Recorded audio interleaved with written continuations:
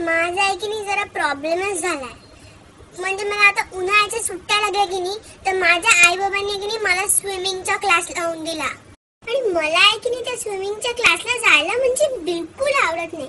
म्हणजे कशाला आपण जर जमिनीवरनं चालतो तर पाण्यात कशाला उड्या मारायच्या यार. म्हणजे मी आणि माझी एक बहीण आहे अदिती म्हणून, तर आम्हाला दोघींना लावून दिला. आणि तिला बाई एवढं आवडतं स्विमिंग. म्हणजे 2-3 दिवस झाले होते बरं जाऊन. आणि त्यांनी काय केलं, त्या मॅडमनी मला असं हळूहळू नेलं आणि टँक मध्ये एक जोरदार धक्काच दिला. बापरे, म्हणजे मी इतकी घाबरली, म्हणजे मला काही समजायलाच नाही. नाकात डोळ्यात तोंडात सगळीकडे पाणी गेलं माझ्या.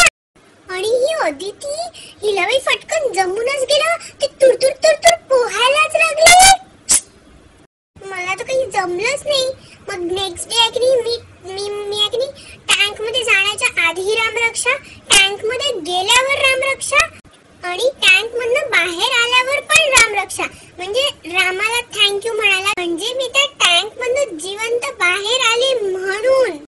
आणि तिथले सर पण खूपच वेगळेच आहे. म्हणजे मी त्यांना म्हटलं, नका हो सर, मला नका हो नेऊ पाण्यात, मला भीती वाटते. तर ते ऐकतच नाही. मग परवा मी काय केलं, तर ऐकतच नव्हते ना, तर त्यांनी मला असं टँकच्या मध्ये नेलं आणि सोडून दिलं ना. मी फटकन असं खालून असं पायाने धरूनच घेतलं आणि त्यांना एकरी बोचकारलं. तर मग एकरी त्यांना नख लागले. तर मग एकरी त्यांची एकरी मग सटारली.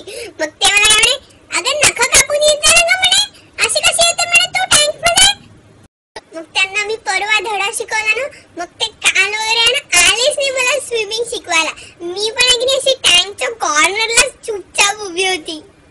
मला वाटलं की आता ते सर काही येत नाही मला शिकवायला, ते तिकडेच राहतात, तर आई बाबा काही मला घेऊन नाही जाणार. पण ते लोक ऐकतच नाही, मला घेऊनच जातात. आणि घरी मला सगळे म्हणतात, बघ ती अदिती कशी शिकली है की नाही, मग तुला पण यायला पाहिजे की नाही, मग तू प्रयत्न तर कर, तुला येईल.